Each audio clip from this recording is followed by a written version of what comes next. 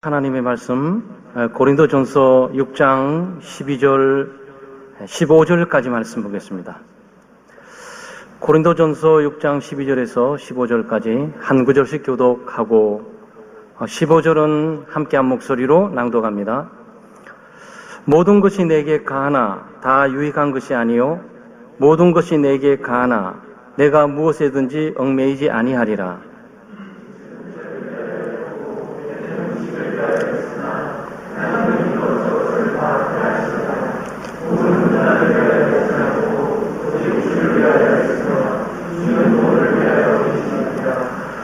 하나님이 주를 다시 살리셨고 또한 그의 권능으로 우리를 다시 살리리라. 너희 몸이 그리스도의 지체인 줄을 알지 못하느냐? 내가 그리스도의 지체를 가지고 장녀의 지체를 만들겠느냐? 결코 그럴 수 없느니라. 제가 두 구절을 더 16절, 17절을 참고로 읽어드립니다. 창녀와 합하는 자는 그와 한 몸인 줄을 알지 못하느냐? 일러스되 둘이 한 육체가 된다 하셨나니 주와 합하는 자는 한 영이니라. 그랬습니다. 네, 몸을 하나님께 드리라 라는 내용이에요. 오늘 바울 사도는 두 가지 일반적이고 세속적인 소위 사고방식, 주장이라 그럴까요? 네, 슬로건을 지금 염두에 두고 그 슬로건을 인용하면서 기독교적인 차원의 이 개념을 우리에게 가르쳐주고 있는 겁니다. 그 예수 믿는 사람들은 이 세속주의를 경계해야 돼요. 우리가 믿음이 없는 것도 아니고 성경 없는 것도 아니고 기도 생활이나 또 봉사 생활이 없는 게 아니에요. 근데 우리가 세상에 살아가다 보니까 이 세속화되는 거예요. 신앙의 온전함과 순수함이 성경에 기초해서 우리가 생각을 바꾸고 또 성경의 기초에서 우리의 삶의 양식을 결정하는 것이 아니고 우리도 모르게 성경은 점점 멀리한다거나 하나님의 말씀을 공부하는 것이 희미해지면서 세상과 가까이 있다 보니까 세상적인 개념들을 우리가 받아들이게 됩니다. 세상을 사랑해서 받아들이는 것만이 아니라 그냥 자기도 모르게 세상적인 것에 물들어 가는 거예요. 그러니까 예수 그리스도와 8시간이 있다. 하나님의 말씀과 기도로 8시간 매일매일 있다. 아마 그러면 여러분 세상을 이겨낼 수 있을 거예요. 그런데 우리가 하나님의 말씀과 기도로 하루 1시간, 2시간, 24시간 가운데 11조, 2.4시간만 내도 괜찮을 거예요. 근데 거의 대부분 어떨 때는 성경 안 읽을 때도 있고 기도하지 않을 때도 있고 직장 가가지고 8시간 동안에 세상적인 사람들을 같이 어울리면서 있던 그 소리들에게 자기도 모르게 영향을 받으면서 세속화돼 가는 거죠. 세속주의가 돼 가는 겁니다. 여기 지금 바울 사도가 뭘 말하냐면은 12절 말씀에 모든 것이 내게 가하나 그랬어요. 이거 헬라 철학의 자유의 개념이에요. 그러니까는 바울 사도가 말하고 있는 것이 아니고 모든 것이 내게 가한다라는 것은 바울 사도가 말하고 있는 것이 아니고 그 당시에 고린도 교회 교인들이 갖고 있는 사고방식과 의식을 지금 여기에 놓고 그것을 교정 또는 수정하려고 하는 거예요. 그 당시에 헬라 철학의 개념들은 이 자유의 사상이거든. 모든 것이 가하다. 내가 주어진 일들은 모든 것들이 가하다. 네, 이 자유로 살았던 겁니다. 모든 것들이 내 스스로 생각하고 판단하고 결정하고 살아갈 수 있는 권리가 있다. 그리고 살아가는 거죠.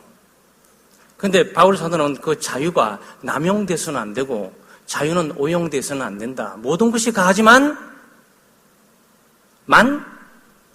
다 유익한 것은 아니야. 자유 함부로 쓰려고 하지 말어. 세상적인 사람들이 가지고 있는 이 철학적인 개념을 가지고 그것들을 삶 속에 적용하기 시작하게 될 때 방종으로 흐르게 될 것이고 성경을 떠나게 될 것이야 라는 부분을 가르치고 있는 거예요. 이게 몸과 무슨 이 관계가 되냐고요? 몸을 그런 개념으로 사용한 거예요. 내 몸, 내 마음대로, 내 뜻대로, 내 생각대로, 내 자유롭게 쓰겠다는데 누가 뭐라고 그러냐라는 거죠. 아마 예수 믿는 여러분과 저는 이게 받아들일 수 없지만 이 고린도 교회가 있었던 거, 이 바울 사도가 있었던 헬라 당시에 이 철학이 굉장히 성행을 했습니다. 소위 자유의 개념, 우리에게는 프리덤, 자유가 있고 그 자유를 사용할 권리가 있다. 그러니 내 몸, 내 것을 내 마음대로, 내 생각대로, 내 뜻대로 할 수 있는 자유는 내게 있다. 이게 성적 방종으로 나가게 된 거예요. 바로 이 사상이 성적 방종으로 자기 몸을 내어주는 데까지 나가게 되는 거란 말이죠. 그래서 사실 이런 사상과 생각이라는 것은 큰 죄라고 단정질 수 없는 것처럼 보이는데 이 성경을 이탈하게 만들고 신앙을 이탈하게 만들게 되는 거예요. 그래서 예수님 믿는 우리가 자유를 오용하거나 남용해서는 안 되죠.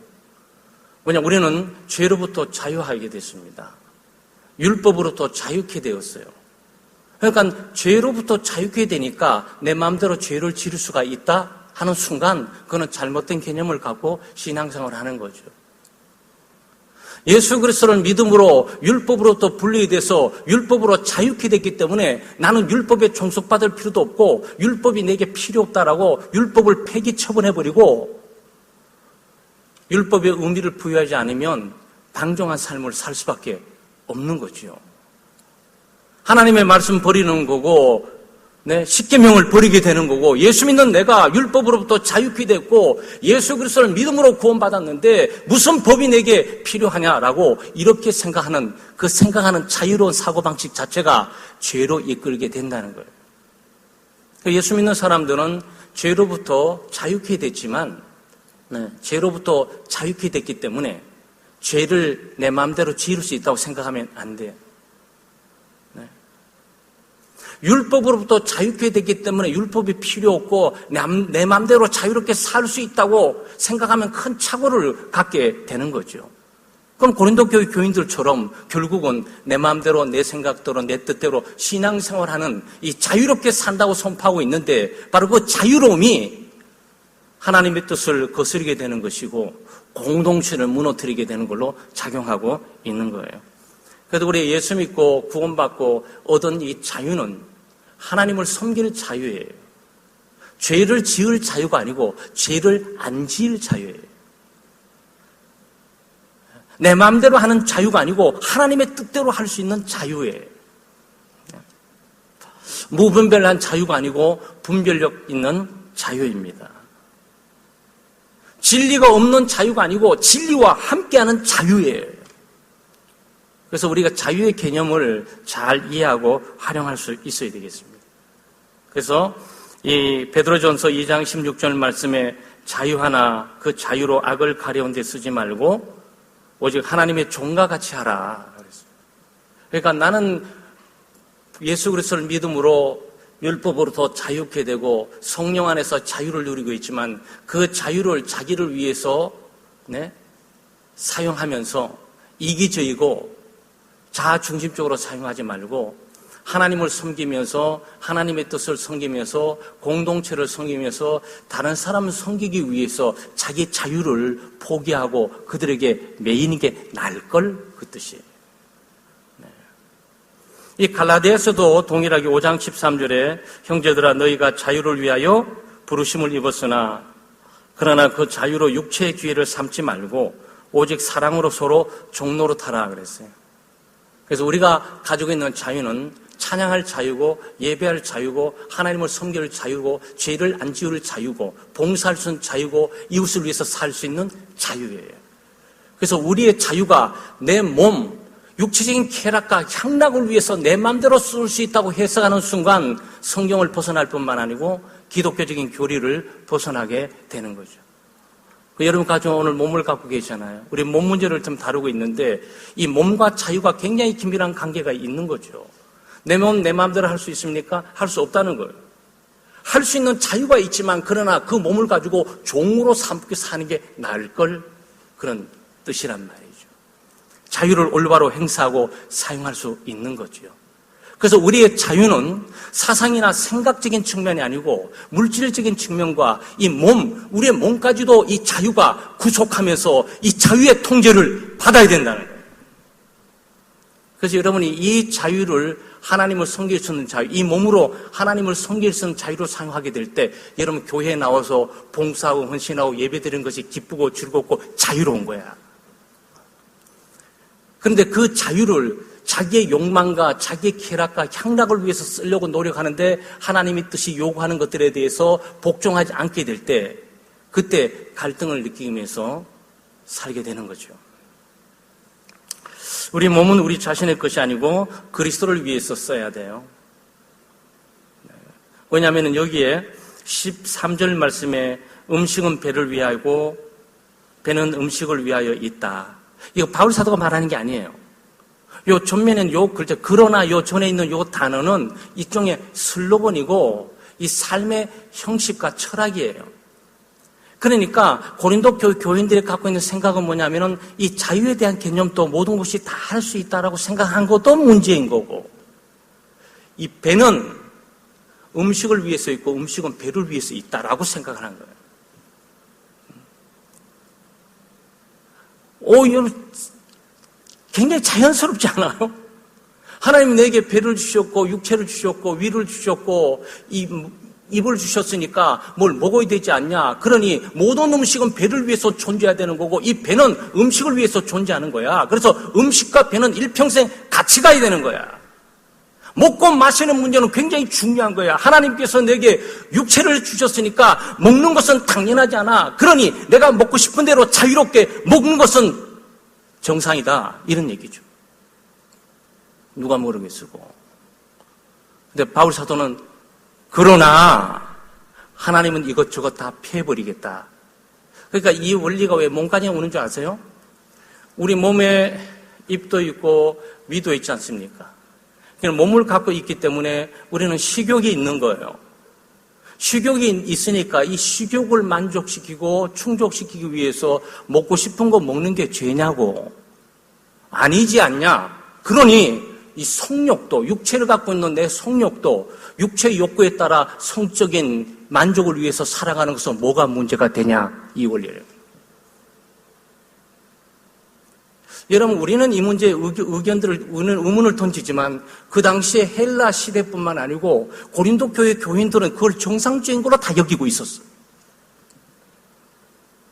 세속주의인 거예요.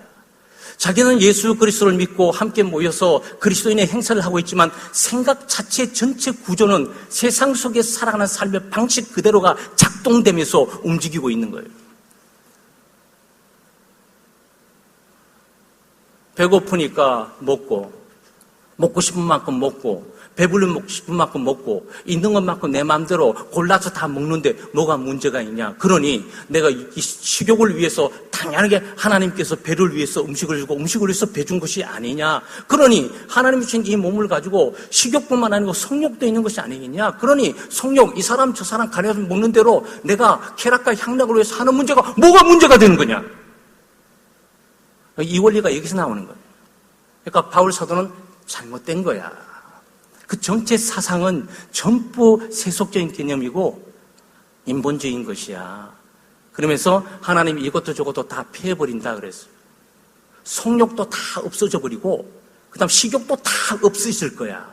그것은 일순간에 있다가 없어져 버리는 것에 불과한데 거기서 목숨을 걸어? 예수 믿는 사람은 바로 그런 것에 물질적인 것에 없어지는 것에 목숨을 걸고 사는 것이 아니야. 이 부분들을 명백하게 밝히고 있는 거죠. 삶의 의미와 목적을 밝히고 있는 거예요. 그 예수님께서도 사람이 떡으로만 사는 것이 아니고 하나님의 모든 말씀을 통해서 산다 그러잖아요. 사람이 식욕만 채우고 성욕만 채우고 살던 존재입니까? 아니, 동물들도 다 그렇게 하고 있는데 도대체 인간이 뭡니까? 예수 믿고 구원받고 영혼이 새로워졌다는 의미는 뭐예요? 그것들을 터부시하고 무시한다는 것이 아니고 그것은 삶의 목적이 될 수가 없어. 삶의 중심이 될 수가 없어요. 오직 예수 그리스도를 섬기고 하나님의 영광을 위해서 내 몸이 사용되는 것이 가장 탁월하고 효과적인 것이고 하나님의 창조의 놀라운 영광도 드러낼 뿐만 아니고 구속의 영광도 거기에 드러내게 돼 있는 거란 말이죠. 여러분 피곤하고 어려운 육신이지만 와 있는 게 괜찮은 거예요. 뭐 바쁘고 분주하고 일하는 분도 계시지만 집에 있으면 뭐 하십니까? 몸 갖고 집에 있으면 뭐 하실 것 같아요, 여러분? 지금 직장 끝나가지고 집에 가기 전에 이 몸을 갖고 뭐 하는 사람 같아요, 여러분? 여기 안 와 있으면. 여러분, 우리 불보듯이 뻔한 거 아니겠어요? 그러니까 술 마시러 가고 노래하고 춤추러 가는 육체를 거기 드리는 그 시간, 그 자유를 남용하지 말고 하나님께 드리라는 거야. 이 골자가 그거예요. 왜? 그것들도 다 폐해지고 사라질 것들이니까. 없어진 일시적인 것들을 위해서 그렇게 집착하고 목숨 걸 필요가 뭐가 있냐라는 그런 내용이죠.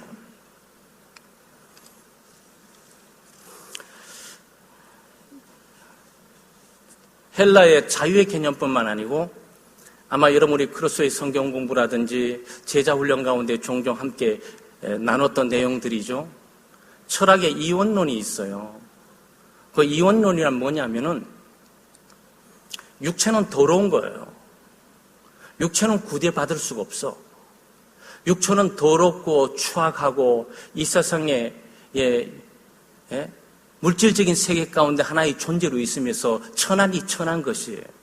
그다음 영혼은 순결하고 깨끗한 거예요. 그러니까 헬라 사람들의 사고방식에는 육체는 더럽고 추하고 버려진 거니까 버려지고 추악한 육체는 더럽게 굴려도 아무 문제될 것이 없어. 중요한 것은 내 영혼만 구원받으면 되는 거예요. 내 영혼만 순수하고 내 영혼만 청결하고 내 영혼만 구원받으면 되는 것이지 육체는 구원받는 것과 아무 관계가 없는 것이고 육체는 순수해지거나 깨끗해질 수가 없어요.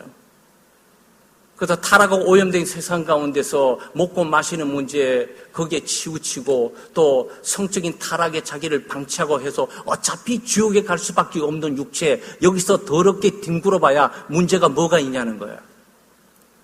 그래서 고린도 교회 성적인 타락이 진행되는 거예요, 여러분. 그런데 바울 사도에게는 뭡니까? 아니 예수 그리스도께서는 부활하셨어. 육체로 부활하신 거야. 하나님의 구원은 영혼과 육체를 분리시킬 수가 없어. 영혼의 구원은 반드시 육체의 구원과 함께 병행되는 거야. 영혼도 하나님의 것이지만 육체도 하나님의 것이야. 그러니 그 육체로 몸으로 하나님께 드리고 살라는 거예요. 그건 아주 당연한 거예요. 구원은 영혼만 구원하는 것이 아니고 육체도 구원하는 거예요. 그래서 하나님께서 여러분이 여기 와 있을 때 영혼만 구원하신다고 생각하세요? 아니, 여러분 육체를 구원해 주신 거예요. 오늘 이 밤에도. 네. 이게 말이죠. 오늘 주어지는 육체 내 내용 문제를 우리가 계속 다루고 있는 거예요. 자유된 개념과 육체적인 개념. 네. 영혼과 육체를 분리시키는 개념 가운데 영혼과 육체는 하나로 결합되어 있는 온전한 일체이다. 몸만 구원받고 영혼은 구원받지 못한다거나 영혼만 구원받고 육체만 구원받지 못한 이런 원리는 없다. 영혼이 구원받으면 육체가 구원받고 영혼이 육체가 구원받으면 영혼이 구원받게 돼 있다. 그래서 여러분 예수님께서도 많은 병자를 고쳐주시며 병자들 가운데 내 믿음이 너를 구원했다라고 다시 얘기하잖아요. 네? 육체로 구원받은 사람이 감사로 오게 되니까 내 믿음이 너를 구원했다. 영혼 구원에 대한 선포를 해주잖아요. 그 영혼과 육체는 함께 구원받는 거예요. 그래서 우리의 마음으로만 하나님을 섬기는 것이 아니고 몸으로 하나님을 섬기는 데 익숙하셔야 돼요. 이게 리빙 sacrifice. 이게 바로 살아있는 제사예요. 네. 그냥 우리는 의식적이고 관념적이고 개념적으로 하나님과 관계를 맺는 것이 아니고 삶의 현장 가운데서 우리의 몸으로 하나님께 드리는 거죠. 몸을 하나님께 드리는 거. 내가 누릴 수 있는 자유를 포기하고 그 자유를 주님께 맡김으로 종노릇하게 될 때 주님이 우리 몸을 사용하셔서 거룩한 열매 맺는 삶으로 우리의 삶을 인도해 주시는 거예요.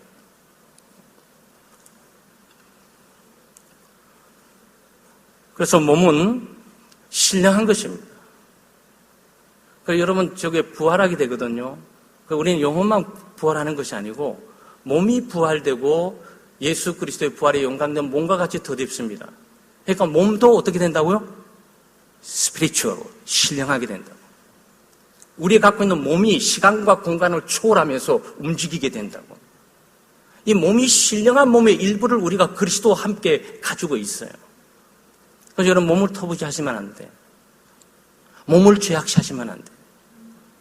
몸을 혹사하면 안 돼요. 영혼 못지않게 몸을 잘 관리하셔야 되는 거죠. 그게 기독교가 가지고 있는 전인적인 구원에 초점을 맞추고 있는 거예요. 예수 그리스도께서 부활하시면서 육체적으로 신령한 몸을 입은 것처럼 우리의 몸도 신령한 몸을 입게 될 텐데 그 신령한 몸을 입게 될 그 몸을 그리스도께서 거하고 있는 그 몸을 함부로 창기들에게 주면서 더럽혀 그럴 수는 없다는 거예요. 우리의 몸을 거룩한 산제사로 하나님께 드릴지언정 타락과 제약에 방참해서 내어줄 수가 없어요. 우리는 폭력에도 내어줄 수도 없는 거고. 로마서 6장 13절 말씀에 또한 너희 지체를 불의의 병기로 죄에 들이지 말고 오직 너희 자신을 죽은 자 가운데서 다시 산 자같이 하나님께 드리며 너희 지체를 의의 병기로 하나님께 드리라 그랬어요. 그러니까 너희 몸을 드리라고요. 성경에 보게 되면 마음을 드려라, 영혼을 드려라 이렇게만 있는 것이 아니고 몸을 드리라고 했어요. 왜냐하면 성경이 말하는 몸이라고 말하게 될 때 그 몸은 영혼과 함께 있는 거거든요. 성경이 몸이라고 말할 때 우리에게 썩어 없어질 육체만 말하는 것이 아니고 전 인격을 말하고 있는 거예요. 그 인격이란 영혼과 마음만 말하고 있는 것이 아니고 육체와 함께 결부되어 있는 나의 전 존재, 그걸 말할 때 몸이라고 말하는 거예요. 그러니까 여러분 몸과 영혼을 분리시켜서 나는 마음만 교회 가 있지 몸은 여기 있어 괜찮아, 이건 착각하고 있는 거예요. 나는 마음으로 하나님께 물질 드려 헌금 드렸다고 생각하면 되지 나는 물질 안 드려, 이거는 기독교를 또 다시 이분화시키는 거예요. 헬라 철학으로 또 다시 돌아가는 거예요. 자기 스스로 그런 이성적이고 이 세속적인 개념이 굉장히 익숙하니까 타락하고 오염된 죄인들은 바로 그런 세속적인 마인드에 굉장히 친숙감을 느껴요. 빠르게 흡수를 해요. 자기도 모르게 동화되고 자기도 모르게 거기에 흡수돼요. 그래서 우리가 주의를 하는 거죠. 하나님의 말씀을 늘 공부할 수밖에 없는 게 이게 진짜인가 이렇게 늘 보게 되는 거죠. 여러분 15절 말씀을 보세요. 15절 말씀에 너희 몸이 그리스도의 지체인 줄을 알지 못하느냐 그랬어요. 참 흥미있는 표현이죠. 너희가 그리스도의 지체인 줄 알지 못하냐 이렇게 말하는 것이 아니고 너 몸 갖고 있어. 손, 발, 눈, 귀, 코 이거 다 갖고 있어. 오장육부 다 갖고 뼈마디 하나 다 갖고 있지. 네, 그게 그리스도의 지체야 이 말은. 이는 언어 표현 그대로예요. 이걸 넓게 표현하게 되면 이런 겁니다. 우리 예수 믿는 사람들은 예수 그리스도를 믿음으로 그리스도와 연합되는 거죠. 그리스도와 연합되게 될 때 우리는 종종 마음만 연합된다고 생각을 하는 거예요. 생각만, 내가 가지고 있는 믿음만 그리스도와 연합되어 있다고 생각하는 거예요. 그게 아니고 우리의 몸이 그리스도와 연합되어 있다. 여러분 이렇게 신학적으로 말하면 여러분 교회에서 빠져나갈 수 없어. 바로 그것이 교회론이에요. 근데 이걸 받아들이기 어려우니까 이걸 받아들이면 꼼짝없이 교회와 함께 가야 되는 거 운명을. 그러니까 슬쩍 피하거나 못 배운 것처럼 슬쩍 잊어버리거나 하면서 자기 마음대로 가는 거예요. 그런데 성경은 분명히 말하고 있어요. 너희 몸이 그리스도의 지체라고. 근데 사실 다른 곳에서 이걸 뭐라고 말하냐면은 너희는 예수 그리스도의 지체다라고 말했어요. 그러니까 우리가 예수 그리스도를 믿잖아요. 믿으면 그리스도와 연합되지 않습니까? 연합된 예수 그리스도는 교회의 머리가 되세요. 모든 믿는 사람들은 각자는 바로 교회 그리스도의 몸의 각 지체가 되는 겁니다. 그래서 모든 예수 믿는 사람들이 각 교회가 있게 되는 거죠. 여러분 그 개념을 어떻게 생각하세요? 그러니까 바울 사도 여기서 지금 좀 더 강하게 좀 더 구체적으로 말하고 있는 거죠. 너희라고 말을 하게 될 때 너희 몸을 말하고 있는 거야. 그 뜻이에요. 몸은 다른 데 가 있는데 생각은 하나님께 가 있고 몸은 다른 데 노래방에 놀고 있는데 오늘 그래도 교회 예배 드리고 가고 싶은데 하나님 못 갔어요. 저 생각은 아시죠? 제 마음 아시죠? No! 아시지도 못하지. 왜? 너희 몸이 그리스도의 지체인데 몸은 다른 데 가 있잖아. 그러니까 너는 가짜인 거야. 그거예요, 여러분. 그러니까 여러분 이게 얼마나 우리가 구속력을 갖게 되는 겁니까? 그래서 구원은 예수 그리스도와 절대적 구속을 갖게 될 뿐만 아니고 주님의 몸된 교회에 절대적 구속력을 갖도록 돼 있어요. 그래서 우리의 생각과 마음뿐만 아니고 믿음과 영혼뿐만 아니고 우리의 몸, 오장육부 뻔마디 그 다음 발, 손가락, 모두 눈, 코, 귀 모두가 이 공동체한 지체 가운데 참여하도록 되어 있단 말이죠. 그런데 이 눈을 창기를 바라봐 더럽히지 말라는 거죠. 네. 그렇게 될 수가 없어요. 그러니까 이것들을 믿고 받아들이게 되면요, 우리 몸을 함부로 할 수 없어요. 우리 몸은 예수 그리스도의 지체가 되어 있고 그리스도가 있는 곳에 내 몸이 있어야 되는구나라고 알게 되는 거예요. 교회가 있는 곳에 내 몸이 가치가 있는 거예요. 생각만 가 있는 것이 아니고 믿음만 가 있는 것이 아니고 영혼만 가 있는 것이 아니고 내 몸이 거기에 가 있는 거란 말이에요. 이게 뭐라고요? 이게 예수 그리스도가 바울 사도가 얘기하는 교회론이라고. 이게 성경이 말하고 있는 교회론이라고요. 근데 우리 교회도 이 성경, 우리의 성경들을 믿고 성경도 사는 문제를 천명하고 있어요. 사실은 이게 종교개혁 500주년 2017년을 맞이하고 있는데 사실은 성경으로 돌아가야 돼요. 처음부터 교회라는 개념들을 다시 발견하고 다시 찾아야 돼요. 너희 몸이 그리스도의 지체다. 그러니까 교회가 있는 곳에 여러분과 제가 있어야 되는 거예요. 여러분과 제가 있어야 된다는 그러면 몸이 거기 와 있어야 되는 거예요. 그리스도가 죽는 곳에 몸이 거기 함께 가 있어야 돼요. 생각과 마음도 함께 가 있어야 되고 나의 모든 존재가 거기 다 가 있어야 돼요.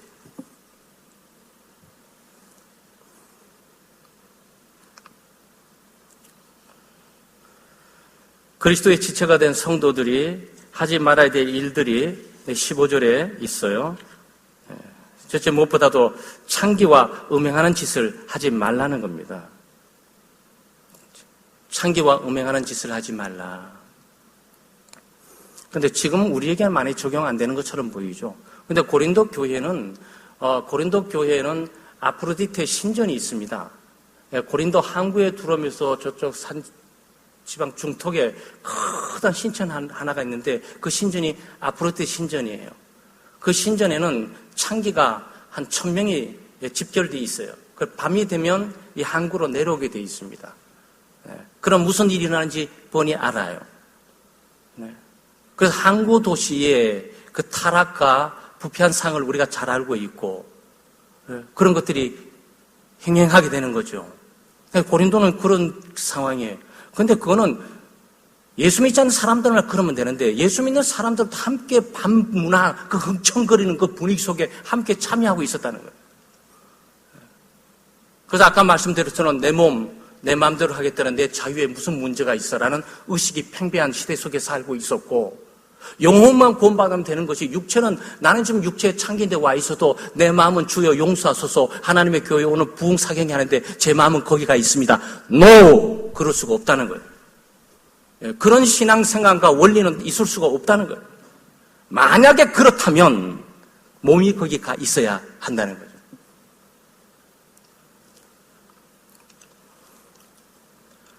(16절에) 보게 되면 창기와 몸을 합하는 자는 창기와 한 몸이 되는 거라 그랬어요. 여기 둘이 한 육체가 된다 하셨나니 16절 둘이 한 육체가 된다 하셨나니 많이 보던 구절이죠. 네, 창세기 있는 결혼 2장 14 하반절에 있는 내용들이에요. 둘이 한 몸이 된다. 이건 부부간에만 적용될 수 있는 내용이에요.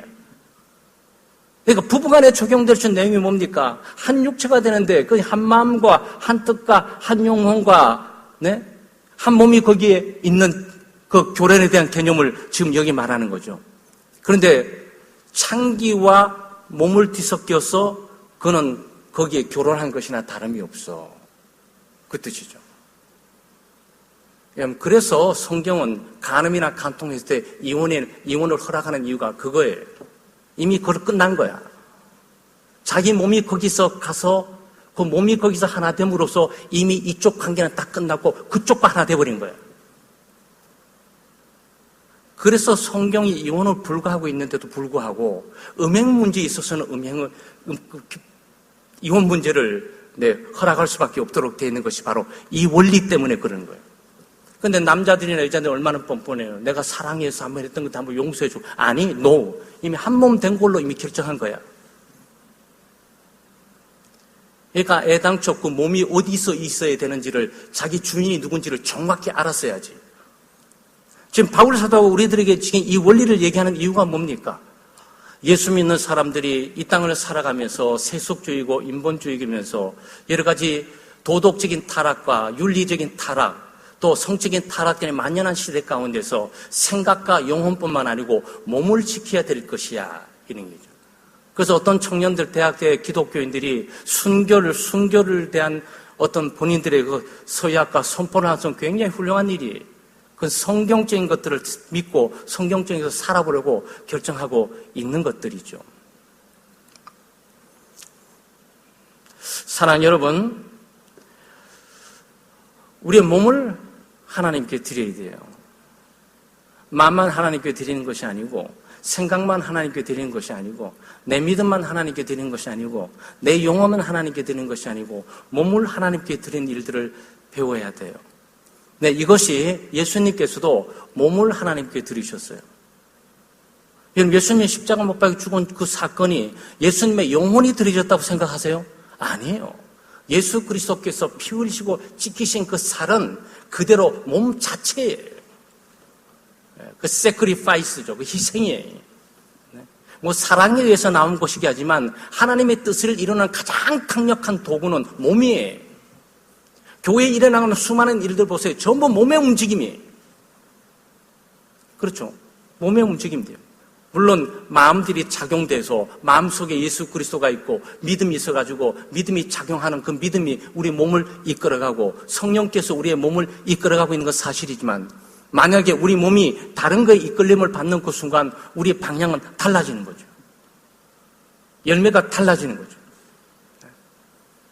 그래서 우리의 말이나 또 우리의 눈이나 우리의 귀나 그런 귀를 하나님께 드리는 것들을 계속 훈련하셔야 돼요.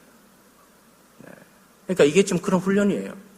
하나님께 계속 훈련을 드리고 눈이 믿음의 눈을 떠서 하나님을 계속 보는 것이고 우리 음성이 하나님을 찬양하는데 익숙한데 계속적으로 쓰는 것이고 우리의 몸이 하나님을 찬양하는데 박수치고 웬 노래방에 가서는 그렇게 박수치고 노래방 한번 가본 적이 없지만 노는 데는 그렇게 박수치고 온몸을 하면 난리쯤인데 찬양 부를 때는 왜 박수를 안 치냐고.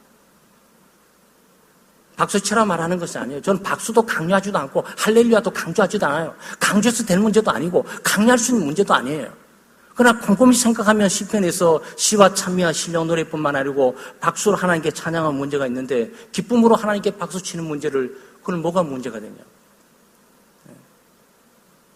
사랑 여러분, 우리의 몸을 경건함과 거룩함으로 잘 유지해야 됩니다. 우리의 몸을 구별해야 돼요.